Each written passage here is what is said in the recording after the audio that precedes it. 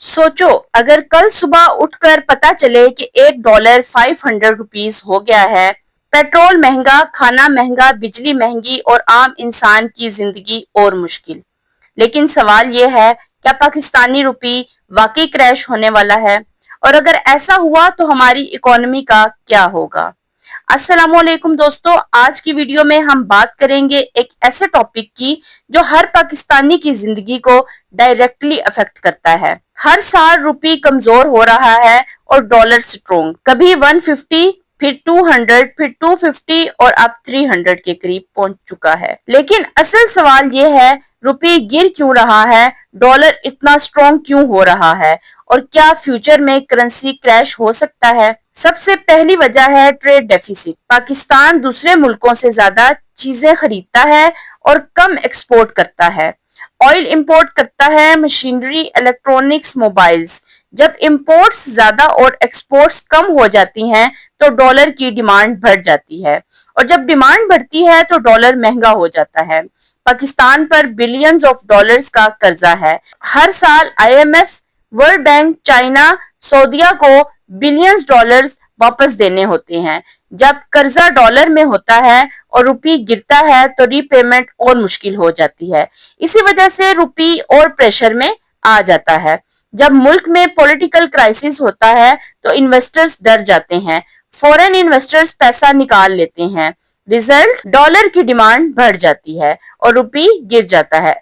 इसलिए इकोनॉमी और पॉलिटिक्स एक दूसरे से डायरेक्टली लिंक्ड हैं। डॉलर दुनिया की रिजर्व करेंसी है। ज्यादातर इंटरनेशनल ट्रेड डॉलर में होता है। Oil trade, international banking, global business. इसलिए जब किसी कंट्री को इंपोर्ट्स करने होते हैं तो उसे डॉलर ही चाहिए होता है। अगर रुपी और वीक हो गया, पेट्रोल महंगा हो जाएगा, इलेक्ट्रिसिटी महंगी हो जाएगी, फूड प्राइसेस बढ़ेंगी, महंगाई और ज्यादा हो जाएगी और सबसे ज्यादा इफेक्ट मिडिल क्लास और पुअर लोगों पर पड़ेगा। क्या रुपी स्ट्रॉन्ग हो सकता है? यस, लेकिन उसके लिए कुछ चीजें जरूरी हैं।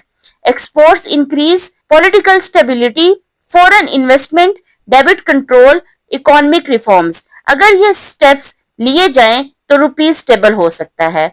जरा सोचिए, जो आदमी 50,000 रुपी कमाता है, अगले महीने उसकी 50,000 रुपीज की वैल्यू अब सिर्फ 45,000 रह गई, मगर उसकी तनख्वाह नहीं बढ़ी। यानी इन्फ्लेशन की मार, अनएम्प्लॉयमेंट का डर और बच्चों की फीस, तीनों एक साथ। ये करेंसी क्रैश सिर्फ एक नंबर का खेल नहीं, ये एक मिडिल क्लास फैमिली की उम्मीदों का क्रैश है। लेकिन हर क्राइसिस में एक मौका भी छुपा होता है। जो लोग समझदार हैं वो अपनी मेहनत की कमाई को सिर्फ बैंक में नहीं रखते।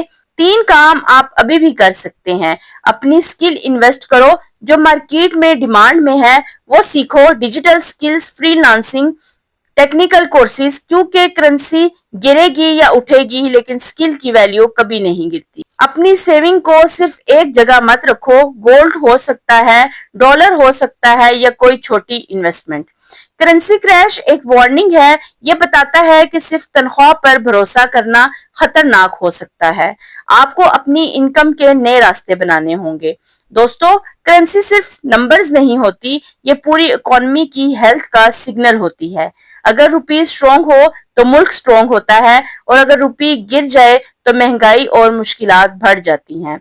अब सवाल यह है, क्या पाकिस्तान का रुपी फ्यूचर में स्टेबल हो जाएगा या डॉलर और महंगा होता जाएगा? ये वक्त ही बताएगा।